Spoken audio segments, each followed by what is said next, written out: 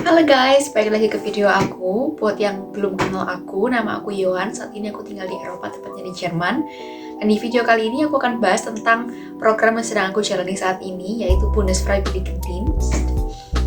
Dan di video kali ini aku akan bahas beberapa poin penting, contohnya gimana cara daftarnya, kemudian gimana cara apply atau perpanjang visa, tugas sehari-hariku ngapain aja, dapat apa aja dari program ini, dan ada beberapa hal lainnya yang perlu kalian ketahui sebelum kalian menjalani program ini.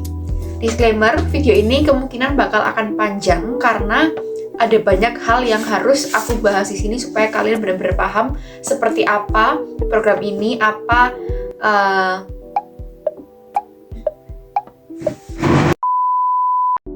Oke, sebelum kita mulai ke poin-poin penting tadi, aku akan bahas dulu apa sih sebenarnya program Bundesfreiwilligendienst. Jadi program Bundesfreiwilligendienst atau yang disingkat BFD, mungkin lebih kenal disebut dengan BFD ya, adalah program sukarela resmi pemerintah Jerman yang menawarkan kesempatan untuk bekerja di berbagai lembaga di Jerman, seperti rumah sakit atau Krankenhaus, panti jompo atau Altenheim, Tagesklinik itu klinik harian gitu, jadi yang pasiennya tidak menginap, kemudian kindergarten dan berbagai macam lembaga lainnya. Mungkin teman-teman banyak yang lebih familiar dengan istilah FSJ, FSJ, Freiwilligendienst. Nah, BFD dan FSJ ini bukan lagi 11-12, tapi buat aku udah 11,5-12 karena memang bener-bener hampir 100% mirip. Ada dua perbedaan yang paling mencolok. Yang pertama, di usia. Jadi kalau program FSJ itu lebih fokus ke usia muda, sedangkan BFD ini bisa untuk orang-orang di atas 27 tahun. Nah, aku sendiri usia 25 tahun, tapi aku udah ikut program BFD. Apakah itu boleh? Ya, jawabannya adalah boleh. Jadi, untuk start usia BFD dan FSJ itu sama. Kalau nggak salah sekitar 18 tahun, tapi maksimal umurnya itu yang beda. Kalau FSJ itu maksimal sampai 27 setauku, kalau BFD dia bisa extend panjang banget. Bahkan aku dapat info ada pelaku BFD itu dia usianya sudah lebih dari 60 tahun. Jadi age range-nya itu benar-benar luas. Kemudian perbedaan mencolok yang kedua adalah kalau FSJ itu dia dikelola oleh pemerintah daerah, sedangkan di BFD dikelola oleh pemerintah federal Jerman melalui BAFSA, Bundesamt für Familie und Zivilgesellschaftliche Aufgaben. Ya, memang namanya panjang, aku sendiri nggak hafal, aku harus baca. Oke, satu hal lagi sebelum kita masuk ke poin-poin penting, ada beberapa istilah yang perlu kalian tahu dulu supaya nanti kalau aku jelasin kalian tidak bingung ini apa, itu apa, ini apa gitu. Ada 3 istilah penting. Yang pertama Einsatzstelle. Einsatzstelle itu adalah tempat di mana kalian bekerja. Yang kedua adalah Träger. Träger ini adalah pihak ketiga yang menaungi kita sebagai pelaku FSJ atau BFD. Istilah yang ketiga adalah Ausländerbehörde atau disingkat ABH. Dia adalah kantor imigrasi di Jerman yang membantu kita untuk mengurus izin tinggal kita selama di Jerman. Oke, poin pertama. Gimana sih cara daftar FSJ atau BFD? Sesuai pengalamanku, aku daftar BFD ketika aku sudah di Jerman. Ada 2 cara. Yang pertama bisa langsung daftar melalui Einsatzstelle, atau yang kedua, kita pendaftar melalui Träger. Aku bahas dulu yang via Einsatzstelle. Kalau kalian mau daftar langsung melalui Einsatzstelle, kalian bisa pergi ke beberapa website. Contohnya adalah ifwillfsj.de atau ifwillbfd.de. Jadi kalian pergi ke website itu, ada banyak filter, nanti bisa kalian masukin filternya sesuai yang kalian mau, dan akan muncul beberapa stelle yang membuka pendaftaran untuk BFD atau FSJ. Nanti kalian klik di situ dan akan tertera kontak personnya siapa, dan biasanya berupa email. Jadi kalian bisa email ke kontak person tersebut, kalian sertakan Lebenslauf atau CV, kemudian Motivationsschreiben atau surat motivasi gitu, kalian kirimkan di email. Dan jangan lupa kalian juga perlu tulis di email itu jangan kosongan aja. Jadi perlu kalian tulis halo, perkenalkan nama kalian siapa, kalian mau ngapain, terus di attachment tertera Lebenslauf dan juga Motivationsschreiben saya gitu. Nanti kalian akan mendapatkan balasan dari Einsatzstelle ini, entah berupa penolakan atau berupa persetujuan untuk proses lebih lanjut lagi. Kalau kalian disetujui untuk proses lebih lanjut, artinya kalian harus menjalani Probetag. Probetag adalah 1 hari di mana kalian datang ke Einsatzstelle itu dan bekerja, quote on quote. Jadi kalian datang ke Einsatzstelle dan kemudian kalian akan didampingi oleh satu orang, dan satu orang ini akan menunjukkan secara langsung dan menjelaskan apa aja yang perlu kalian lakukan di satu shift gitu. Setelah Probetag berakhir, Einsatzstelle akan menginfokan kepada kita kalau mereka mau terima kita atau tidak. Tapi jangan khawatir, ini berlaku di dua belah pihak. Jadi kalau Einsatzstelle bisa melakukan hal tersebut, kita juga bisa melakukan hal tersebut. Kita berhak untuk menolak kalau misalnya tidak sesuai dengan ekspektasi kita gitu. Jika udah dapat deal, dua belah pihak ini sama-sama mau, maka proses application ini berlanjut lagi, di mana setelah itu adalah proses penerbitan kontrak. Kalau kalian melakukan FSJ, dari kontraknya hanya 3 belah pihak. Jadi ada 3 pihak, ada pihak kita, kemudian Einsatzstelle dan juga Träger. Tapi kalau kita melakukan BFD, ketambahan lagi satu pihak keempat, yaitu si BAFSA tadi, Bundesamt Familie und Zivilgesellschaftliche Aufgaben. Yang kedua adalah via Träger. Ini seperti yang aku lakukan. Jadi ada banyak sekali Träger di Jerman yang bisa kalian hubungi. Contohnya adalah Deutsches Rotes Kreuz atau DRK, kemudian International Bund atau IB, kemudian Freiwilligen Sozialdienste atau BFD. Ini sebenarnya masih banyak lagi Träger yang bisa kalian hubungi. Jadi kalian apply ke Träger itu, juga sama, kirim Lebenslauf, Motivationsschreiben ke email kontak person di Träger tersebut. Nanti kalian akan dapat email balasan, entah diterima atau ditolak. Diterima ini maksudnya kalian perlu interview dulu dengan Ansprechpartnerin di Träger tersebut. Setelah interview, kalau Trägernya cocok dengan kita akan mendapatkan email yang berisi list Einsatzstelle yang mereka rekomendasikan untuk kita. Jadi kita harus apply sendiri lagi ke Einsatzstelle itu. Kemudian interview, kemudian Probetag, dan kalau oke baru diterbitkan kontrak. Poin kedua, bagaimana cara perpanjang visa di Jerman? Aku buka websitenya ABH. Aku ngelihat di situ apa aja berkas yang mereka butuhkan untuk perpanjang visa dari atau pergantian visa dari au pair menjadi FSJ atau BFD. Di kasusku, aku perlu visa au pair, kemudian Reisepass atau paspor, Antrag, formulir pendaftaran yang mereka sediakan di website, kemudian Vertrag yang aku dapatkan, dan ada Mietvertrag. Mietvertrag ini adalah perjanjian atau Vertrag tentang tempat tinggal gitu. Nanti akan aku jelaskan gimana aku dapat Mietvertrag ini. Kemudian setelah aku tahu berkas-berkas apa aja yang aku butuhkan, aku upload semua di website ABH, dan mereka akan kirim email ke aku kapan aku dapat janji temu atau termin. Kemudian long story short, sampailah di hari termin ini, aku datang ke ABH, aku tunjukkan Reisepass atau paspor aku, kemudian bayar 100 euro untuk biayanya, dan waktu itu aku dapat Fiktionsbescheinigung. Jadi Fiktionsbescheinigung ini adalah surat izin tinggal sementara atau pengganti karena ada jeda dari visa expired sampai Aufenthaltstitel jadi. Jadi Aufenthaltstitel ini adalah izin tinggal kita, izin tinggal aku gitu. Jadi karena ada gap, mereka menerbitkan dulu Fiktionsbescheinigung. Dan kapan Aufenthaltstitel ini jadi?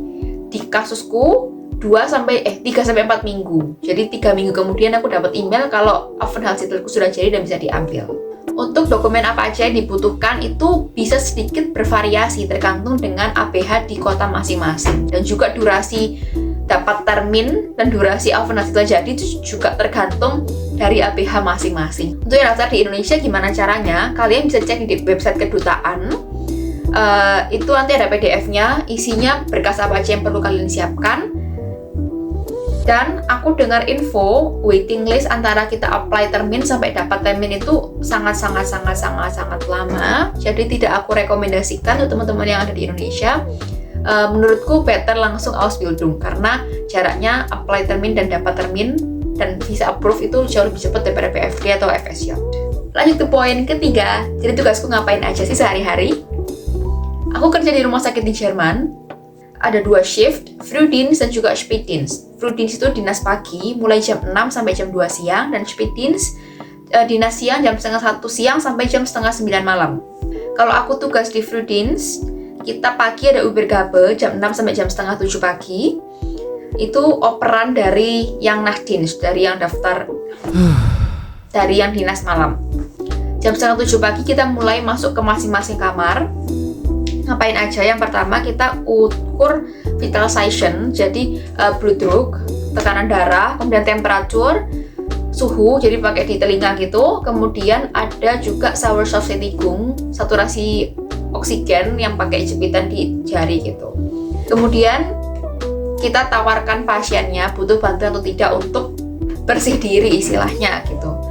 Ada beberapa pasien yang mandiri yang mereka bisa melakukan semuanya sendiri dan kita nggak perlu bantu. Ada juga pasien yang membutuhkan bantuan dari kita, entah itu Teilpflege atau Vollpflege. Kalau Teilpflege itu artinya kita membantu, tapi pasiennya melakukan sendiri gitu loh. Contohnya kita bantu di Rückwaschen. Mereka kan nggak bisa reach sendiri ya, jadi kita harus bantu. Ada juga pasien yang Vollpflege. Vollpflege ini pasien yang sudah tidak bisa berbuat apa-apa, jadi dia hanya terbaring di kasur. Kita harus urus semua, entah itu sikat giginya, entah itu bersihin wajah, bersihin badan, bersihin bagian intim berais, atau ganti popok gitu. Kemudian setelah semua selesai sekitar jam 8, setengah 9 itu kita bagikan makanan. Untuk pasien yang nggak bisa makan sendiri, kita juga harus bantu untuk makan. Kemudian setelah itu kita harus aufräumen, collect lagi tempat-tempat makan yang tadi kita bagikan. Kemudian setelah itu biasanya kita standby, entah itu ada pasien yang butuh bantuan dengan mencet bel, kita harus datang, kita bantu mereka. Kemudian kalau ada pasien yang butuh bantuan ke toilet, kita juga bantu. Dan kita juga perlu menyiapkan Pflegewagen untuk hari berikutnya. Jadi Pflegewagen ini yang kita bawa kalau kita masuk ke ruangan pasien. Jadi isinya ada wadah untuk kita isi air, untuk kita bantu pasien mandi pagi. Kemudian ada juga handuk, ada juga bedbezug, ada juga bedlaken, kemudian ada washlab gitu. Jadi kita perlu cek untuk keesokan harinya. Kemudian kita juga harus merapikan F-Raum. F-Raum ini adalah tempat di mana kita mendesinfeksi banyak hal. Contohnya Urinflasche, dan juga ada tadi mangkok atau Schüssel. Setelah pasien pakai kita harus desinfeksi, dan itu kita harus rapikan di F-Raum ini. Dan juga kalau misalnya kantong untuk sampah sudah penuh kita ganti, atau kantong untuk Wäsche sudah penuh kita juga perlu ganti. Lanjut ke poin berikutnya, aku dapat apa aja sih selama program BFD ini? Yang pertama dan yang terutama adalah aku dapat kostenlose Unterkunft, aku dapat akomodasi secara gratis.